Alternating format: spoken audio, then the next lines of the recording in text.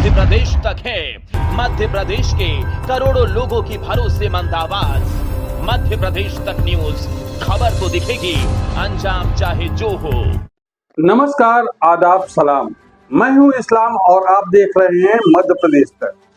मध्य प्रदेश तक में हम दो टुक की बात करते हैं और इस दो टुक में हम आपको बताते हैं कि क्या है समसामयिक घटनाएं, और उन समसामयिक घटनाओं पर हम आपसे दिल खोलकर बात करते हैं और उन बातों पे कोई ना कोई निष्कर्ष निकलता है।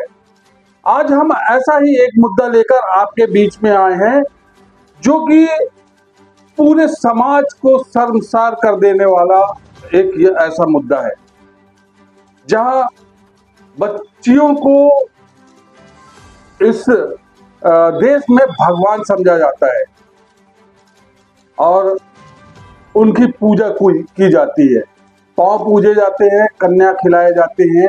लेकिन मैहर जिले के अमरपाटन में एक ऐसा मामला आया है जिसमें 2 दिन की दुधमुही बच्ची को उसके माता पिता ने अपने कुकर्म छुपाने के लिए, या फिर यूं कहूं कि समाज से अपने आप को बचाने के लिए उसको मुस्लिम कब्रिस्तान में फेंक गई। अचानक से एक चरवाहे की नजर उस पर पड़ती है और वो चरवाहा उस बच्ची को उठाकर पहले पुलिस स्टेशन जाता है, फिर सिविल अस्पताल अमरपाटन जाता है और उसके बाद उस बच्ची का उपचार किया जाता है। तत्पश्चात उसे सतना में रिफर कर दिया जाता है। अब इन सब के बीच में जो मामला सामने आया है और जिस तरह की ये घटना है, उससे हम आप सबको एक सीख लेनी चाहिए कि इस तरह के जो कुकर्म है, दुधमुहे बच्चियों को फेंकने का, कब रुकेगा। सरकार इन सभी मामलों में काफी प्रयासरत है। वो लाडली बहना योजना चला रही है, तो बेटी पढ़ाओ बेटी बचाओ की योजना चला रही है। लेकिन सरकार के सभी दावे खोखले नजर आ रहे हैं, जैसा कि इस पूरे मामले में सामने आ रहा है। आइए जानते हैं क्या है पूरा मामला। हम आपको इस पर विस्तृत से एक जानकारी और एक चर्चा करेंगे और बाद में आपके कमेंट्स भी इस मामले में चाहेंगे। लड़कियां वो जत्री हैं जो हमारे मानव अस्तित्व का प्रमाण है। लड़कियां हर घर का चिराग होती है। काश अगर कोई लड़की गर्भावस्था के दौरान अपनी मां के शरीर को चीरते औजारों को रोक पाती और बोल पाती, तो वो ये जरूर बोलती कि मुझे जीने दो, मुझे भी इस दुनिया को देखने का हक है, मुझे भी इस संसार में जन्म लेने दो। मगर उस समय भी लड़के की चाह रखने वाले कसाई सोच के माँ बाप उसकी बात नहीं सुनते। ऐसे लोग अपनी मर्जी से इस घिनौने काम को अंजाम देते हैं। उन लोगों पर हमेशा सवाल उठते रहेंगे जो लड़कियों की इस तरह की निर्मम अमानवीय हत्याओं के लिए जिम्मेदार होते हैं। लड़कियां तो हर घर के आंगन का फूल होती हैं, लेकिन उनके इस संसार में पैदा होने के बाद ही उनकी असली जंग की शुरुआत हो जाती है। समाज में आज भी कुछ ऐसे लोग होते हैं जो लड़कियों को उनके बचपन से ही समाज की बेड़ियों में जकड़ देते हैं और हर समय उन्हें यह याद दिलाते रहते हैं कि वो एक लड़की है और समाज में उसे एक लड़की की तरह ही रहना चाहिए। ऐसे में हम देखते हैं कि आज भी हम ऐसे लोगों को देखते हैं जो समाज में सार्वजनिक तौर पर लड़कों की ही गुणगान करते नजर आते हैं, लेकिन वो ये भूल जाते हैं कि लड़कों के साथ साथ लड़कियां भी देश और समाज का भविष्य होती हैं और वो भी देश के लिए वो काम कर सकती हैं जो लड़के कर सकते हैं। हमारा देश आजादी के बाद से अलग अलग क्षेत्रों में आगे की ओर बढ़ा है, लेकिन आजादी के इतने सालों बाद आज भी लड़कियों को वो अधिकार नहीं मिल पाया जिसकी वो असली हकदार है। हमारे देश में भले ही महिलाओं की सुरक्षा के लिए कठोर से कठोरतम कानून बना दिए गए हों, लेकिन उन कानूनों का उतनी ही कठोरता से पालन नहीं होता है और अपराधियों द्वारा खुलेआम उन कानूनों की धज्जियां उड़ाई जाती हैं। अगर हम लड़का और लड़की में फर्क न करके उन्हें अच्छी तरबियत, शिक्षा और अच्छा रास्ता दिखाने का प्रयास करेंगे तो समाज में उपस्थित लड़के और लड़की की खाई को एक दिन समाप्त कर देंगे। भले ही कई लोग अच्छी शिक्षा दीक्षा हासिल कर अपने समाज का हिस्सा बन गए हों, लेकिन लड़कियों के प्रति उनकी सोच और मानसिकता अभी भी वही है जो पहले के लोगों में हुआ करती थी। और हम भी लड़का और लड़की में भेदभाव कर उन लोगों का साथ दे रहे हैं जो लड़कियों की आजादी, उनके सपनों के खिलाफ होते हैं। अमरपाटन में हम आपको बताएं कि अमरपाटन में भीषण गर्मी, ये फिर यूं कहूं कि पूरे मध्य प्रदेश में, पूरे देश में गर्मी ने हाहाकार मचा के रखी है। और इसी तपिश में नवजात मिलने का एक मामला अमरपाटन में सामने आया था। कब्रिस्तान की सुनसान रास्ता था और उसमें एक रोती बिलखती हुई नवजात बच्ची पड़ी थी और उस पर चरवाहे की नजर पड़ी। बच्ची को गोद में लेकर चरवाहा अमरपाटन थाने पहुंच जाता है। पुलिस की मदद से बच्चे को सिविल अस्पताल अमरपाटन पहुंचाया जाता है और अमरपाटन में उस बच्ची का प्राथमिक उपचार किया जाता है। प्राथमिक उपचार देने के बाद वहां पे उस मासूम बच्ची को ड्यूटी में तैनात डॉक्टर और स्टाफ की नर्सें उसे दुलारती पुचकारती हैं, उसे दूध पिलवाती हैं और मामला यहाँ तक पहुँचता है कि उस बच्ची को सतना के लिए रिफर कर दिया जाता है।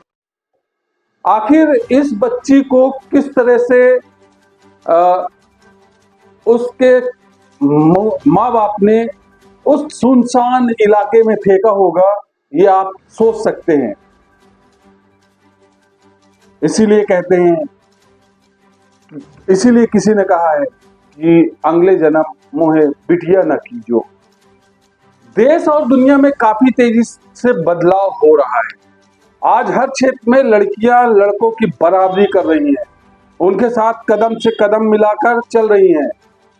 हाँ, हम मानते हैं कि जमाना बहुत बदल चुका है, साथ ही कुछ लोगों की मानसिकता में भी बदलाव आया है, मगर आज भी लड़कियां लड़कों के साथ कदम से कदम मिलाकर चल तो सकती है, मगर कभी अकेले नहीं चल सकती। अगर लड़कियां अकेले चलने लगे तो उन्हें देखकर कई फुर्सती लोग बहुत सारे कयास लगाते हैं और यह कयास यकीन में बदल जाते हैं और यह बेबुनियाद यकीन किसी लड़की या महिला की अस्मिता को तार तार करने के लिए काफी होता है। आइए जानते हैं कि आखिर इन बेबुनियादी बातों की सच्चाई क्या है। अगर एक लड़की और एक लड़का एक फ्लैट में रहते हैं तो लोग उन्हें देखकर काफी गलत सोचते हैं, मगर क्या जरूरी है कि अगर लड़का लड़की एक फ्लैट में रह रहे हो तो उनके बीच कोई गलत संबंध है? क्या ऐसा नहीं हो सकता कि फ्लैट एक हो मगर कमरे अलग अलग हो सकता है, लेकिन समाज की एक ये जो सोचने की ताकत है वो खत्म से हो चली है। अगर एक ही शहर में लड़की का घर हो और लड़की फिर भी किसी किराए के फ्लैट में रह रही हो तो लोग सोचते हैं कि लड़की काफी आइडियल और जिद्दी किस्म की है। घर वालों का कहना नहीं मानती होगी, इसलिए घर वालों ने घर से निकाल दिया होगा। मगर ऐसा भी तो होता है, हो सकता है कि वह किसी विशेष परिस्थिति में या फिर विशेष परीक्षा की तैयारी कर रही हो और घर का माहौल उसकी पढ़ाई के अनुकूल ना हो सकता है कभी कभी उसके पेरेंट्स भी उससे मिलने आते हों, लेकिन इस सर्व समाज या सभ्य समाज ने ऐसी मानसिकता बना ली है कि नहीं, ऐसा नहीं, इसमें तो लड़की की ही कमी है। यही सोच बदलनी है और यही सोच बदलकर हम आपको एक नई मिसाल कायम करनी है। अगर कोई लड़की अकेले फ्लैट में रह रही हो और वह रात को लेट आए तो लोगों को लगता है कि वह पार्टी करके आई या किसी लड़के के से मिलकर आई है, मगर कभी यह नहीं सोचते कि वह हो सकता है उसके ऑफिस में आज उसका नाइट शिफ्ट हो या ओवर टाइम करके आई हो। अकेले लड़की को देखते ही लोग जाने क्या क्या बातें करने लग जाते हैं। यहाँ तक कि कुछ लोग बिना सोचे समझे उसे चरित्रहीन करार दे देते हैं। क्या लड़कियां सिर्फ गलत काम करने के लिए घर से बाहर रहती हैं? कोई यह क्यों नहीं सोच पाता कि हो सकता है वह घर से दूर अपना कैरियर बनाने निकली हो।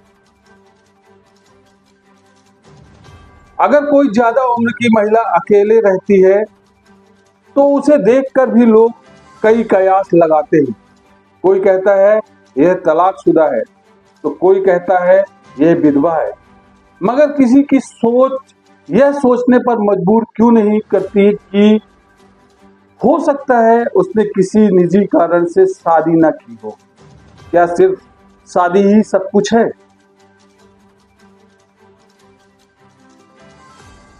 हर बार दुनिया गलत नहीं होती, कई बार आप भी गलत हो सकते हैं।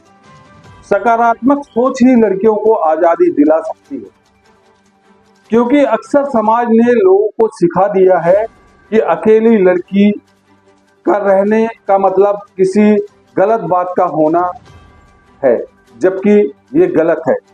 क्या सिर्फ समाज में अकेली लड़की को देखकर उसके चरित्रहीन होने का सबूत मिलता है?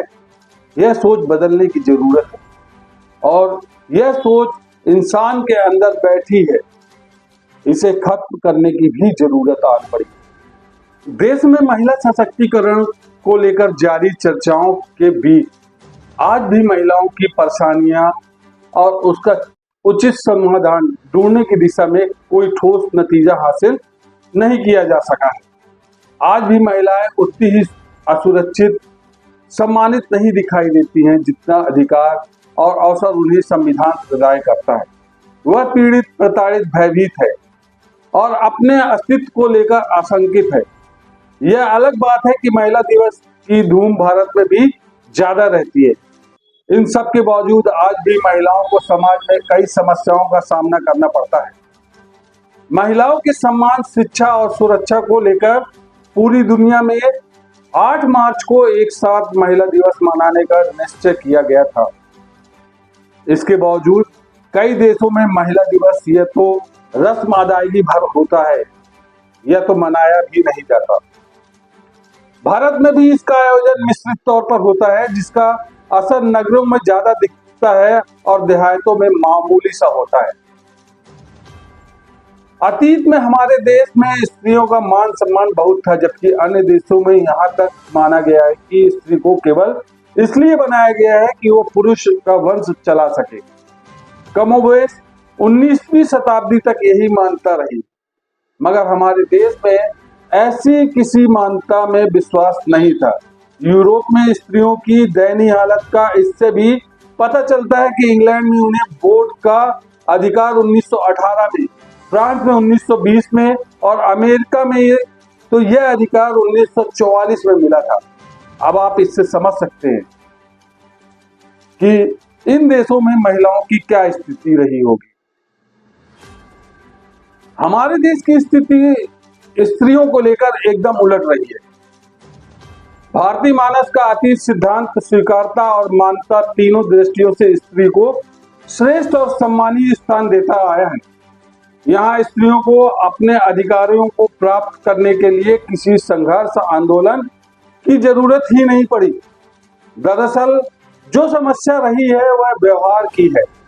हमारे यहाँ स्त्री सशक्तिकरण जितने आंदोलन चले वो मानसिकता को बदलने और व्यवहार में आई जड़ता को तोड़ने के लिए ही चलाए गए। सैद्धांतिक तौर पर तो हमारे यहाँ स्त्री अधिकार निर्विवाद रहा है।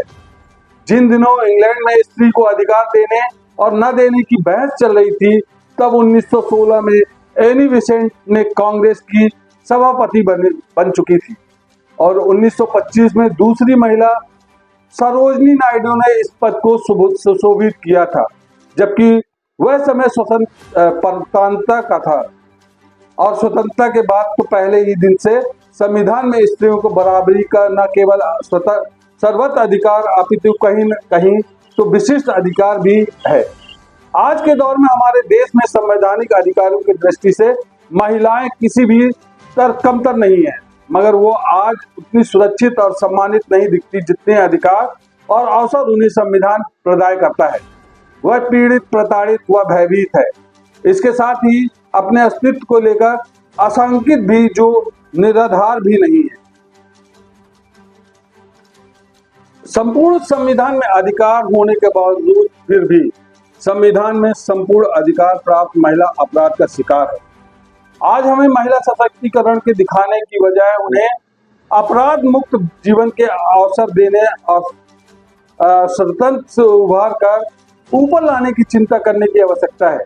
यह चिंता इस नजरिए से भी जरूरी है कि आधी दुनिया को अशिक्षित, असम्मानित और उपेक्षित छोड़कर उन्नति की कल्पना भी नहीं की जा सकती है। अगर गौर करें तो स्पष्ट होता है कि समाज में कहीं भी किसी भी किस्म के घटना वाले अपराध को प्रत्यक्ष या परोक्ष महिला ही पीड़ित होती है। अगर इस नजरिए को लेकर आडंबर की बजाय ठोस उपाय के साथ महिला दिवस मनाया जाए तो तभी इसकी सार्थकता होगी, अन्यथा इसका आयोजन एक वार्षिक तमाशा ही बनकर रहेगा। वैसे हमारे देश में महिलाओं को लेकर दो तस्वीरें हैं, एक अतीत और दूसरी आज की समाज की। उनके असम्मान को कभी बर्दाश्त भी नहीं किया, क्योंकि हमारा समाज लंबे समय तक मात्र सत्रात्मक रहा है और बच्चों की पहचान अपनी माताओं के नाम से भी होती रही है। रेणुका नंदन, देवकी नंदन, कुंती, राधे, सुमित्र और गौरी नंदन का संबोधन इस समृद्ध परंपरा पर ही एक प्रतीक है। दरअसल हमारे अतीत की स्त्रियां गौरव गाथा अनंत है और उनके भाव की प्रतिष्ठा अनूठी और अद्वितीय है, मगर आज स्थिति बदल गई है। आज स्त्री की क्षमता, मेधा, प्रज्ञा, ज्ञान का आकलन कम अपितु उनके देह पिंड का आकर्षण अधिक हो गया है। स्थिति यह है कि वे घर, बाजार या कार्यस्थल सभी स्थानों पर मानसिक व शारीरिक हिंसा पर और प्रताड़ना झेलने को मजबूर है। सवाल है कि जिस देश की स्त्री का स्थान इतना ऊंचा था, श्रेष्ठ था, वहां उनकी इतनी दुर्दशा क्यों हुई? अगर आज हम महिला दिवस मनाते हैं, उनके सशक्तिकरण की बात करते हैं, उनकी भागीदारी की चिंता करते हैं, तो इस मानसिकता और व्यवहार पर विचार करना होगा। यह विचार किसी की दोषी ठहराने के लिए नहीं है, बल्कि भविष्य में सावधानी बरतने के लिए आवश्यक है और दुनिया के अन्य देशों की तरह नहीं, बल्कि हमारे अतीत और वर्तमान परिस्थितियों को ध्यान में रखते हुए महिला दिवस का आयोजन विभिन्न प्रयोजन, ध्येय और उपायों के लिए किया जाने के लिए भी आवश्यक है। तब यह रस्म अदायगी नहीं, सही दिशा में उठाया गया सही कदम होगा। आधुनिक युग की महिलाएं समाज से अपने लिए देवी का संबोधन नहीं मांगती। स्त्रियों को देवी समझा जाए यह नहीं, लेकिन कम से कम उन्हें मानव की श्रेणी से नीचे न गिराया जाए। हजारों साल पहले महिलाओं की स्थिति पुरुषों से कहीं कमतर नहीं थी, लेकिन कुछ ऐतिहासिक कारणों से वो नीचे धंसती चली गई। आज ये पूरे समाज का दायित्व है कि वह नारी की बराबरी का स्थान दे, नारी को बराबरी का स्थान दे। अब इसको कोई नारी मुक्ति का नाम दे या नारी सशक्तिकरण का नाम, उससे कोई विशेष अंतर नहीं पड़ता है। बस नारी को वो सम्मान मिलना चाहिए जिसकी वो असली हकदार है। नारी और पुरुष एक दूसरे के शत्रु नहीं है, बल्कि पूरक है। कहा भी गया, शिव शक्ति के बिना शव के समान है, राधा के बिना कृष्ण अधूरा है। नारियों की समस्या केवल उनकी समस्या नहीं है, यह पूरे समाज की समस्या है, या यूं कहिए सामाजिक समस्या का एक अंग है। साफ है कि नारी की स्थिति में बदलाव लाने के लिए पूरे सामाजिक ढांचे एवं सोच में बदलाव लाना जरूरी है। सरकार के सारे दावे निकलते जा रहे हैं, खोखले हैं। मध्य प्रदेश में लाडली लक्ष्मी योजना या लाडली बहना योजना, बेटी पढ़ाओ बेटी बचाओ जैसी योजनाओं के बावजूद बेटी को लावारिस हालत में फेंकने का सिलसिला खत्म नहीं हो रहा। यहाँ बेटियां अभी भी बोझ समझी जा रही है। इसका ताजा उदाहरण आपको मिल रहा है, हमें मिला है कि मैहर जिले का अमरपाटन में जो सामने आया है, यहाँ तक कि एक नवजात बेटी को उसके माता पिता लावारिस हालत में कब्रिस्तान में छोड़कर भाग गए। गनीमत यह रही कि बच्ची की हालत ठीक रही और समय रहते एक चरवाहे ने मौके पर पहुंचकर उस बच्ची की किलकारियां सुनी, रोते हुए उसको सुना, तो आनंद फानंद पहुंचा और बच्ची को उठाया और बच्ची को लेकर अमरपाटन के पुलिस स्टेशन पहुंचा और जहां से उसे सिविल अस्पताल अमरपाटन लाया गया, जहां पर बच्ची का प्राथमिक उपचार किया गया और उसे बाद में सपना जिला अस्पताल के लिए रेफर कर दिया गया। अब समझिए आप कि कैसे वो माँ बाप होंगे जो 2 दिन की बच्ची को एक सुनसान इलाके में, जहां कोई आता जाता नहीं है, कभी कभार पहुंच जाए तो गनीमत है। भला हो उस चरवाहे का जो उस जगह पे वो अपनी बकरियां या गाय चरा रहा था, उसके कानों में उस मासूम की रोने की गूंज पहुंची और वो उधर पे पहुंचा और उसको उठा लिया। आप इस मौसम में लगभग तपिश भरे इस गर्मी में उस बच्ची का क्या हाल हुआ होगा, आप अंदाजा लगा सकते हैं। जब हम आप थोड़ा सा गर्मी से विचलित हो उठते हैं तो उस मासूम का क्या हाल हुआ होगा। लेकिन सबसे ज्यादा हैरानी की बात तो ये है कि वो माँ बाप कैसे थे, या फिर ये कहूं कि वो माँ कैसी थी जिसने अपनी दूध मुही बच्ची को उस कब्रिस्तान के सुनसान इलाके में फेंक कर चली आई। वक्त है हम सबको बदलने का। बच्चियों को उनका अधिकार देने का, महिलाओं को सम्मान देने का, बराबरी का दर्जा देने का। हम बात करते हैं 50% रिजर्वेशन की, लेकिन क्या हम 50% रिजर्वेशन उन महिलाओं को दे पाते हैं जिनकी वो सही मायने में हकदार है? नहीं। हम आपको सोच बदलने की जरूरत है। जब तक हम आप अपनी सोच नहीं बदलेंगे तब तक उन्हें बराबरी का दर्जा नहीं मिल सकता है। उस मासूम को लेकर इसीलिए कहा गया है कि अगले जन्म मोहे बिटिया न कीजियो। तो ये था हमारा कुंठित मानसिकता को दर्शाता हुआ एक विश्लेषण कि महिलाओं को अधिकार दिया जाना चाहिए, उनको बराबरी का हक भी मिलना चाहिए। ये पूरी चर्चा आपको कैसी लगी हमें कमेंट सेक्शन पर जाकर अवश्य बताएं। और अगर अभी तक आपने चैनल को सब्सक्राइब नहीं किया हो तो चैनल को सब्सक्राइब कर लें, वीडियो को लाइक करें और हमें अपनी राय देते रहें। तब तक के लिए मुझे इजाजत दें। नमस्कार, जय हिंद। न बेमतलब के मुद्दे, न बेमतलब की बहस, खबर सिटी से लेकर गांव तक की, संसद से लेकर सड़क तक की, मध्य प्रदेश तक है। मध्य प्रदेश के करोड़ों लोगों की भरोसेमंद आवाज मध्य प्रदेश तक न्यूज। खबर तो दिखेगी, अंजाम चाहे जो हो।